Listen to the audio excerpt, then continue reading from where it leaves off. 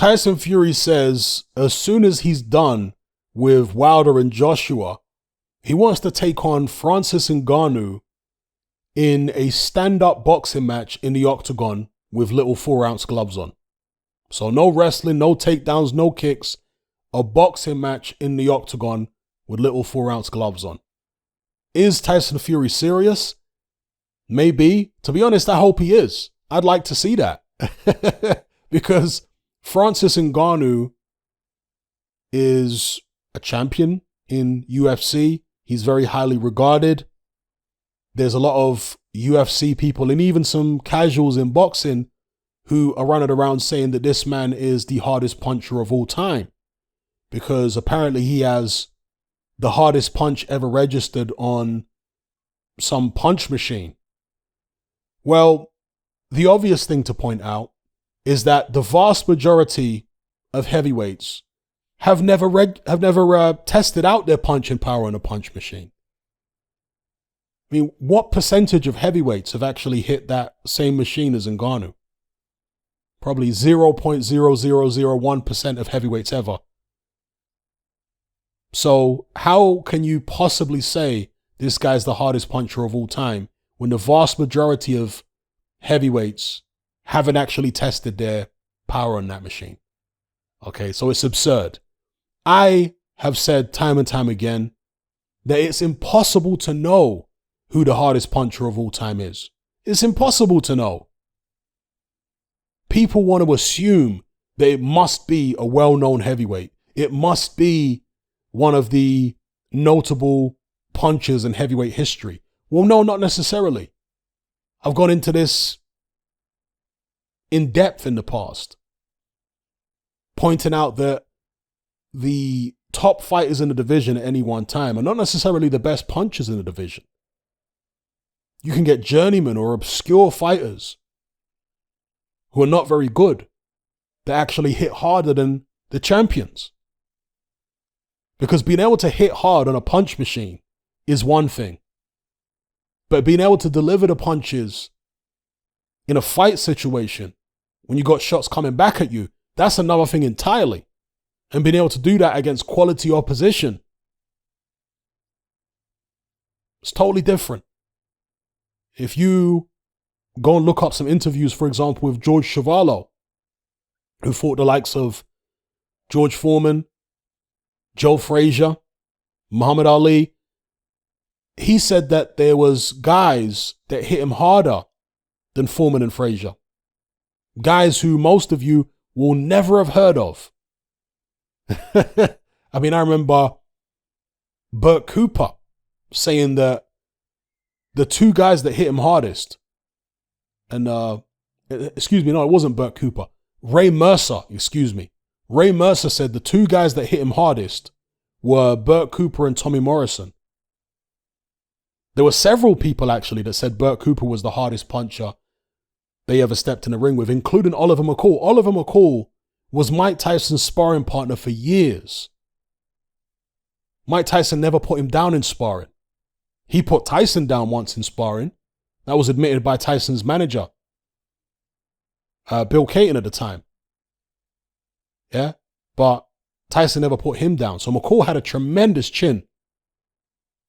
And he also sparred Burt Cooper, and he said Burt Cooper hit him harder than anyone he ever stepped in the ring with, either sparring or in a professional fight. Burt Cooper was a journeyman. A guy who came up from cruiserweight, actually. Yeah, so don't assume that just because a guy is historically noted as a puncher, like a Tyson or a George Foreman or an Ernie Shavers, Max Baer, don't just assume because they were world heavyweight champions. Well, Shavers was never a world heavyweight champion. But don't just assume because their name is up in lights and most of them are champions and noted as tremendous punchers that there are no people that hit harder than them that didn't have that kind of name. You see it? Anyway, let me not get bogged down in explaining punching power to people. The prospect of Tyson Fury fighting Francis Ngannou, I think, is an interesting one. not fighting him with UFC rules, MMA rules. I'm cool with that. Just to see the novelty of Tyson Fury fighting in 4-ounce gloves in an octagon. And also to see how Ngannou gets on, taking shots off Tyson Fury. And whether he can land his own. Another thing about Ngannou, of course, he's knocked a lot of people out in the octagon, but he's done it with 4-ounce gloves. People talk about him coming over to boxing with 10-ounce gloves on and wraps, thinking that he's going to be a huge puncher in boxing too. I mean, I'm sure he'll be able to hit hard, very hard in 10-ounce gloves. But when you are wearing those rather than 4-ounce gloves, it does take the edge off it. It absolutely does. So it remains to be seen what level of puncher he would be in boxing with 10-ounce gloves and wraps on, as opposed to 4-ounce gloves in the octagon. So anyway, regardless of all that, I like this novelty fight between Tyson Fury and Ngannou. Tyson's a wacky character. He's talked about going in the octagon many times in the past, and some people are going to be disappointed that he doesn't want to allow any kicks or takedowns, MMA rules basically. And I get that, but I think this is a nice compromise, to be honest with you. A stand-up, because of course Ngannou's well known for having a good stand-up game, right? For being nice with his fists. So let's see how nice he is against Tyson Fury. Little 4-ounce gloves, stand-up fight. Maybe he can cut Fury. I mean, Fury cuts with boxing gloves.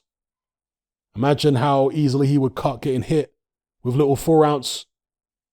God, they're like mitts, right? They're not even gloves, they're like mitts. Like little, I don't know how you describe them. Do they call them mitts? I'm pretty sure they call them mitts. People are thinking about mitts as like pads, things that you hit. The trainer holds up the mitts. No, I'm not talking about that. I'm talking about mittens, in the traditional sense, the old school sense. So anyway, let me know what you guys think about this in the comments below. Come and join me on Patreon and access my weekly no-holds-barred, censorship-free podcast where we lift the lid on a wide range of controversial topics. It's not mainstream friendly, it's not politically correct, but that's the whole point. We dare to stand as a beacon of reason against an army of insanity. Just head on over to my Patreon page and select the tier called Hatman Hot Topics. You'll gain access to a minimum of 2 hours of exclusive content every single week, including podcasts, videos, interviews, live stream Q&A sessions, as well as my popular Confessions of a Nightclub Bouncer series. Not to mention a vast back catalog of hundreds of hours of previous episodes. You can listen via the Patreon app with the option to download in high quality MP3. We've also got a Discord server where you can come and chat and hang out with myself and other members. There's no contract, no commitment, and you can cancel at any time. So come and join our community of free and critical thinkers by signing up with me here on Patreon today.